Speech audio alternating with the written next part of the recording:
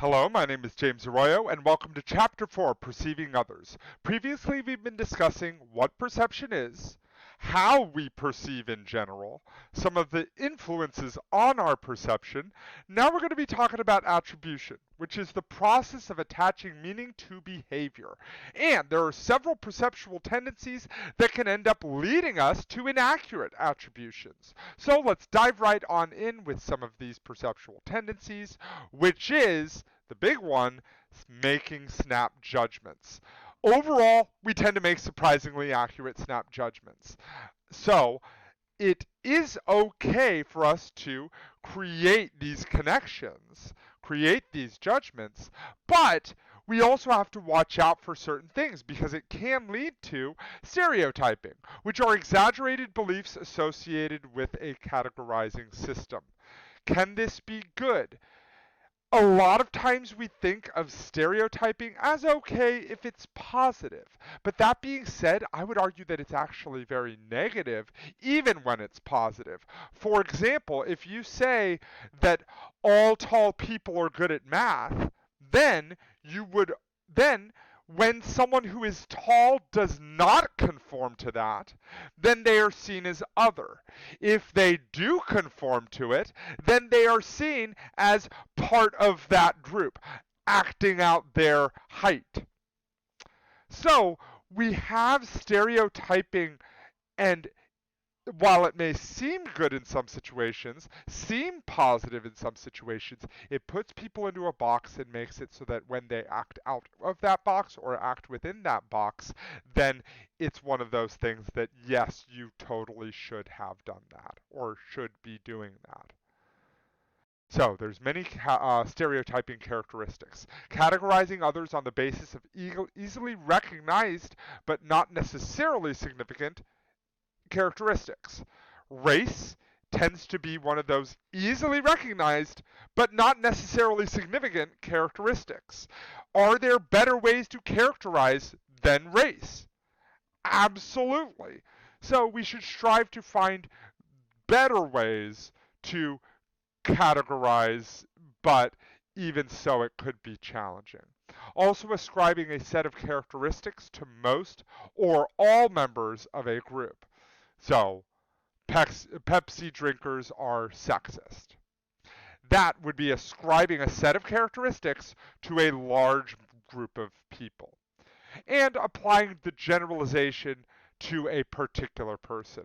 So, Steve, since he's a Pepsi drinker, is racist. Those are the three big characteristics of stereotyping, and stereotyping is bad. So, what can happen due to stereotyping? First, implicit bias, that we can seek out isolated behaviors that support inaccurate beliefs to be cognitively consistent. So, for example, if I scan through all of the Pepsi drinkers and I realize that, Steve was a sexist, Jerry was a sexist, Susan was a sexist, then I could perceive that, okay, all Pepsi drinkers are sexist, whereas that doesn't account for all of the other people who were not sexist. So it is an implicit bias that we look for things that conform our existing biases. So how do we avoid this? By decategorizing people and treating them as individuals. It is not about Steve the Pepsi drinker being racist. It is about Steve being racist. So by decategorizing, it can help reduce some of this stereotyping. The next one is that we can cling to first impressions. The primacy effect states that people tend to pay more attention to and better recall things that happen first in a sequence. This is very common. This is why in public speaking you have to have a good, solid introduction. That being said, that if you give a good first impression, then you experience the halo effect. The halo effect is the tendency to form an overall positive impression of a person on the basis of one positive characteristic. A lot of times, this very first impression tends to be attractiveness. And that those people are seen as overall more positive. And then the horns effect is the tendency to form an overall negative impression on the basis of one negative characteristic. This tends to happen a lot, sometimes even with appearance, but it can also be in a job interview that we may look at one negative characteristic and see that over a lot of other things. That's more reflective of a negativity bias, but it also speaks to that first impression being something that we cling to. And confirmation bias adds to this because we seek out and organize our impressions to support an opinion. So, if we have already set up a first impression, then we can engage in confirmation bias to try to confirm that initial opinion. That being said, as people, we should strive to have a good first impression because our first impression will affect every future impression from that point on. That being said, as perceivers ourselves, we should strive not to maybe do this because that first impression might not be as accurate as we may think. Some other common tendencies are judging ourselves more charitably than we do others.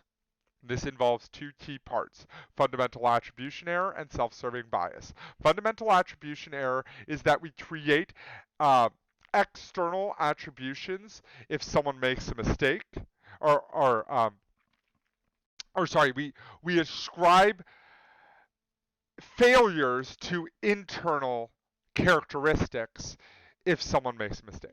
So, for example, if someone cuts me off, then I would say that that is because they are rude instead of a situational factor that, okay, maybe they're just in a rush.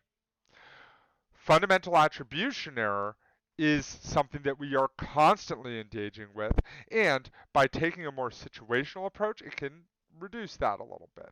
But on the flip side, self-serving bias is that we tend to judge ourselves more favorably, that we may engage when we make a mistake, we judge that due to external factors. For example, if I don't do well on a test, it's because the teacher was bad, or because Steve wanted me to go to Taco Bell last night, or because I'm just math is just way harder than it used to be. External factors are the cause of my failure. Whereas, when I succeed, I judge that based on internal characteristics.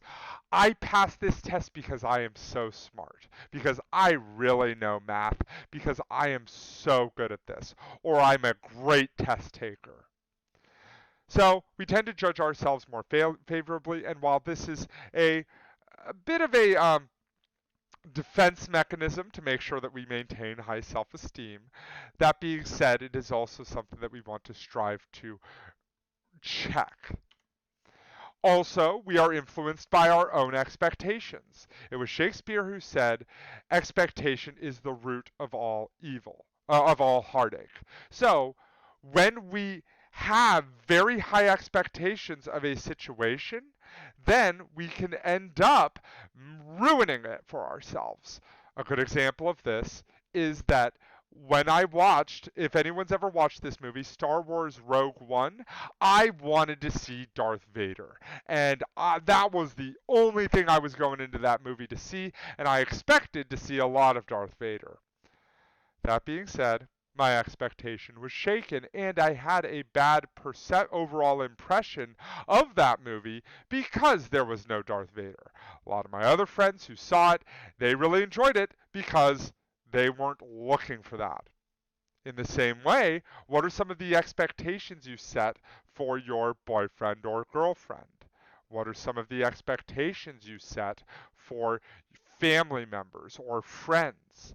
In so doing, those expectations, whether or not they are met or not, will affect our perceptions of that. And if we have high expectations, they're far less likely to be met, whereas if you have low expectations, they may be more likely to be met. that also perception is influenced by the obvious. That when that we tend to just make the most obvious impression when the most apparent solution or the most apparent situation may not be the most accurate. That when you may have been a little kid, the younger child tended to get away with more because if one child is crying and the other one is doing their own thing, then what is the obvious solution? The child did something to the child who's crying. That being said, some younger siblings may have used this to try to get their older sibling in trouble. And we assume others are like us. And it is not good to assume. You know the saying, uh, assumptions make an ass out of you and me. But they also that we end up assuming so not only are assumptions bad in total, but also that when we assume that people are just like us, then when people are not like us, then we have a shock. So in general, that is a common tendency of perception as well. So we've talked about some of the perceptual tendencies, and as we've shown, some of these tendencies are not always accurate. So we have to synchronize our perceptions with others, negotiate our perceptions. And there are two key ways of doing this, through perception checking as well as building empathy. Perception checking has three parts: a description of the behavior that you noticed, two possible interpretations of the behavior, and then a request for clarification about how to interpret that behavior. Those are the three big parts, and this can help build understanding of your partner. Think back to a time that your friend did something that was hurtful. How would you write a perception check for that? Your friend said that you would meet at 7 p.m. but didn't get there till 8:30 and didn't let you know about that. So, one possible description of this, overall perception check of this could be, hey, I noticed that you said at 7 p.m. that you would be showing up, and you didn't get here until an hour, 30 minutes after, and that you didn't let me know. Could it be that maybe was your phone dead, or was it just that you didn't care to mention it to me? Or even, was it something that maybe you just didn't see the big deal of it? Then ask for clarification. This, can you please show me what that meant? In so doing, in this situation, it might not be too bad. Because, you know what, showing up an hour and 30 minutes late, maybe that's just the expectation. Maybe that's fine. But that if it were to just fester, it could become something more. Or if you say, wow, you're showing up super late, why are you so rude? That doesn't create negotiation. You don't check your perception in that. Instead, you're just simply saying, this is the way that it is. And that can cause challenges. So your friend has been talking to an ex of yours without your knowledge, even though it ended badly. This one might better involve a perception check.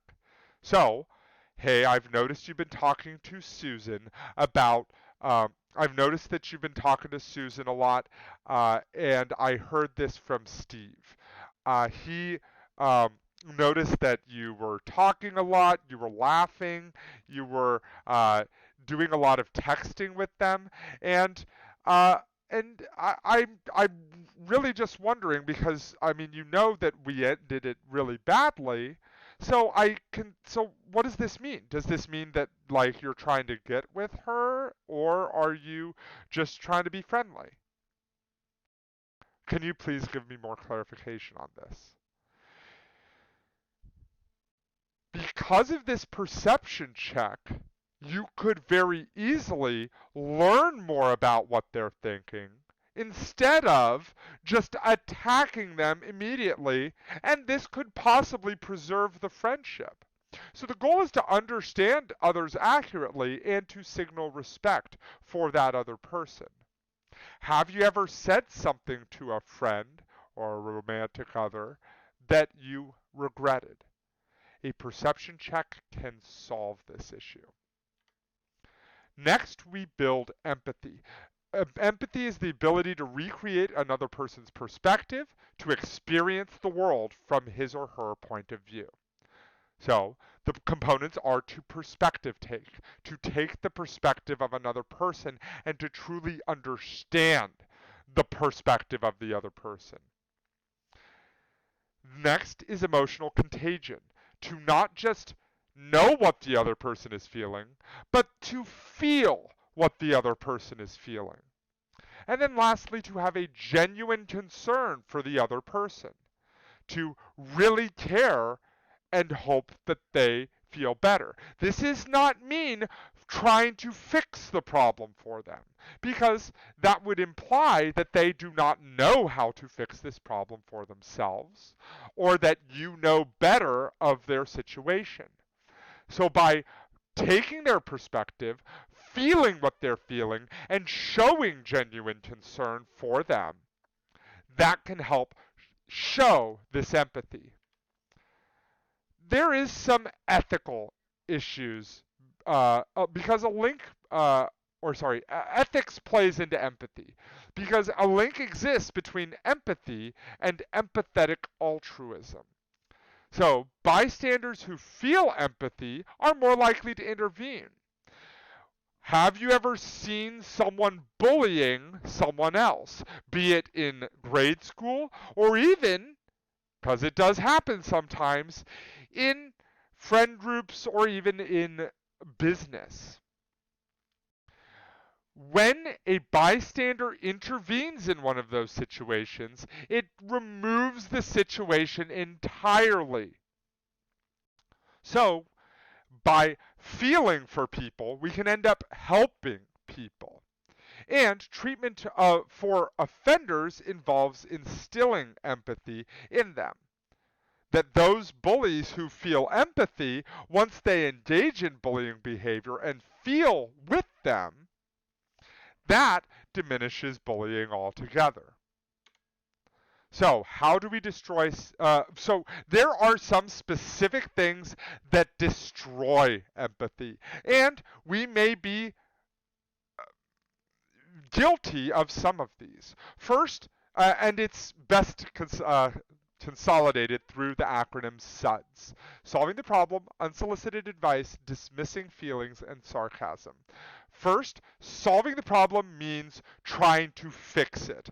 As I've said before, this does not help because it implies that they didn't consider this, or that I can solve it for you. Saying things like, I'll fix it, I'll talk to him or her, or I'll get you a new one, all of which dismiss the emotional component of it. Next, we have unsolicited advice. It's saying things like, well, if I were you, I think you should, why don't you just? That diminishes empathy because you are again trying to fix the problem and implying that they don't know the full situation or how to handle the full situation, when they are the one who, on their own, knows the entire situation. Also, we have dismissing feelings, saying things like, it's not a big deal. That's not no reason to be upset. Or at least, it's not this bad. By doing that, that is again dismissing their feelings, not showing understanding. That a response can very rarely, if ever, fix a problem. A response cannot fix a problem, cannot make it better. What can make it better is connection with that person.